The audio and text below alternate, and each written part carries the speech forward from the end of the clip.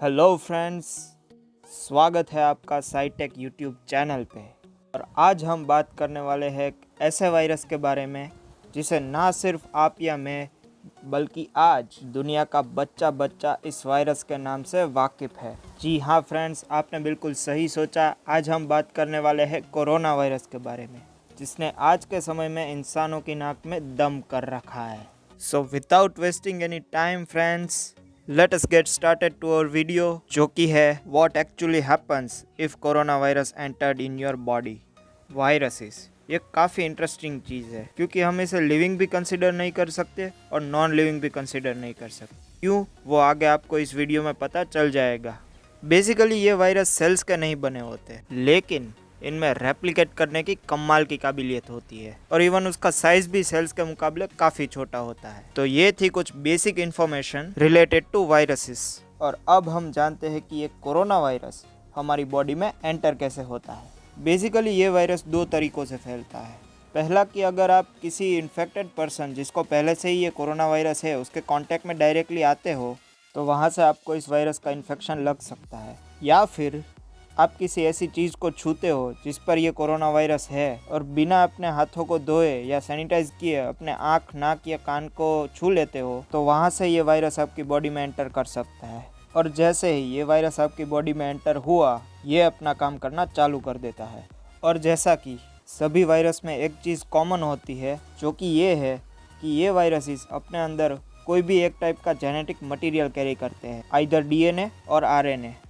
और अगर हम कोरोना वायरस की बात करें तो ये वायरस अपने अंदर आरएनए कैरी करता है, जिसके अंदर वायरस के रेप्लिकेट होने की सारी इन्फॉर्मेशन होती है। और ये वायरस की जेनेटिक इन्फॉर्मेशन एक टाइप के प्रोटेक्टिव कैप्सिड में कवर्ड होती है, जिसका मतलब ये है कि ये वायरस खुद प्रोटीन की एक लेयर में कवर्ड होता है। और एक बार अगर ये वायरस आपके बॉडी सेल्स के कांटेक्ट में आ गया, तो ये वायरस अपने रिसेप्टर्स को आपकी बॉडी सेल्स से अटैच कर देता है और डायरेक्टली ये आपके बॉडी सेल्स से जुड़ जाता है।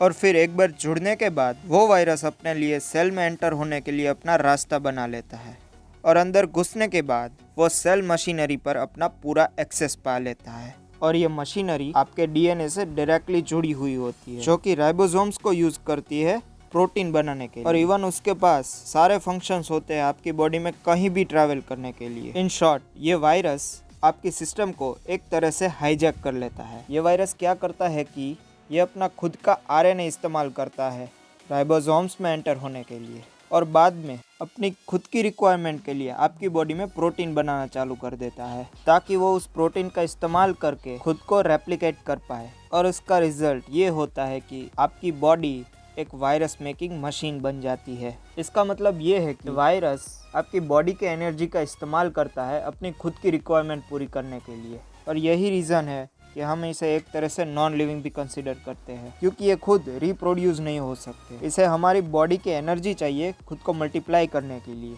और आपकी बॉडी सेल्स में घुसने के बाद देखते ही देखते ये वायरस आपके सेल मेम्ब्रेन तक पहुंच जाता है और वहां से वो आपके सेल्स को डिस्ट्रॉय करने का प्रोसेस भी चालू कर देता है। और जैसे ही आपके सेल्स डैमेज होने लगते हैं कि इम्यून सिस्टम को एक मैसेज जाता है कि कोई फॉरेन ऑब्जेक्ट आपकी बॉडी में एंटर हुआ है, और आपकी बॉडी उस फॉरेन ऑब्जेक्ट, जो कि है ये कोरोना वायरस, उससे लड़ने के लिए एंटीबॉडीज़ बनाना चालू कर देता है।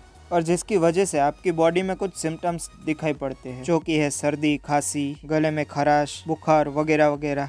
और अगर आप एक तरह से देखें तो ये सिम्टम्स काफ़ी नॉर्मल है, जिसकी वजह से इस वायरस को डिटेक्ट करना और भी ज़्यादा मुश्किल हो जाता है। और इस दौरान आपकी बॉडी का टेम्परेचर भी काफ़ी बढ़ जाता है, जिसका रीज़न ये है कि ये आपकी इम्यून सिस्टम को अच्छे से काम करने में हेल्प करता है। और साथ ही साथ ये बढ़ा हुआ टेम्परेचर वायरस के आपके बॉडी के अंदर फैलने की स्पीड को भी स्लो डाउन कर देता है। और साथ ही साथ आपको अपनी बॉडी में वीकनेस भी फील होने लगती है, क्योंकि आपकी बॉडी अपनी सारी एनर्जी वायरस से लड़ने में यूज कर रही होती है। और अब देखते हैं कि ये एंटीबॉडीज आपकी बॉडी में बनती कैसे है। तो बेसिकली ये एंटीबॉडीज आपके अपने डीएनए से बनती है, और आपके डीएनए में डिफेंस सिस्टम बिल्ड करने की सारी इन्फॉर्मेशन ऑलरेडी होती है। इस दौरान आपकी बॉडी में कुछ ऐसा होता है कि डीएनए में एंजाइम्स अपनी एक कॉपी बना लेते हैं, जिसे हम मैसेंजर आरएनए भी कहते हैं, जो कि राइबोसोम्स में भेज दिया जाता है, जहाँ पे इन्फॉर्मेशन को रीड करने के बाद एंटीबॉडीज बनाने का काम चालू कर दिया जाता है।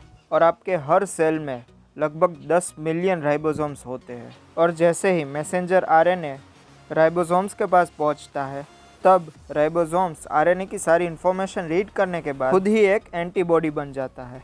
और क्योंकि ये कोरोना वायरस आपकी बॉडी के लिए एकदम नया है और इससे पहले कभी भी आपकी बॉडी ने इस वायरस को फेस नहीं किया होता, इसीलिए आपकी बॉडी को इससे फाइट करने में और भी ज़्यादा टाइम लगता है। और स्पेशली ये वायरस उन लोगों के लिए तो बहुत ज़्यादा डेंजरस है जिनकी इम्यून सिस्टम वीक होती है या फिर जिनकी बॉडी में ऑलरेडी कोई सीरियस बीमारी होती है।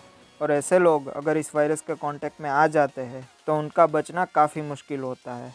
और यही वजह है कि ज़्यादातर एल्डर लोग इस वायरस के आगे सस्टेन नहीं कर पाते और उनकी मौत हो जाती है, क्योंकि एल्डर लोगों की इम्यून सिस्टम ऑलरेडी काफ़ी ज़्यादा वीक हो चुकी होती है एज़ कम्पेयर टू एडल्ट्स, जैसा कि आप इस ग्राफ में देख ही सकते हैं। और ये है एक दूसरा ग्राफ जिस पे आप इस वायरस की ग्रोथ को देख सकते हैं। आज तक पूरे world wide 5.69 million confirmed cases है, जिसमें से 2.35 मिलियन रिकवर हुए हैं और लगभग 3.5 लाख लोगों की मौत तक हो चुकी है। वहीं अगर हम इंडिया की बात करते हैं तो लगभग 1.5 लाख जितने कन्फर्म्ड केसेस है, जिसमें से लगभग 67,692 तक रिकवर हो चुके हैं और लगभग 4,500 लोगों की मौत हो चुकी है। और जब तक इस वायरस की वैक्सीन नहीं बन जाती तब तक ये आंकड़ा बढ़ने ही वाला है। तो ये थी एक डिटेल्ड वीडियो कोरोना वायरस के बारे में। और अगर आप इस वायरस की वैक्सीन के बारे में जानना चाहते हैं कि कैसे ये वैक्सीन बनाई जा रही है और कब तक ये मार्केट में आ जाएगी, तो आप मुझे कमेंट सेक्शन में ज़रूर बताइए। मैं उसके ऊपर आपके लिए वीडियो ज़रूर बनाऊंगा।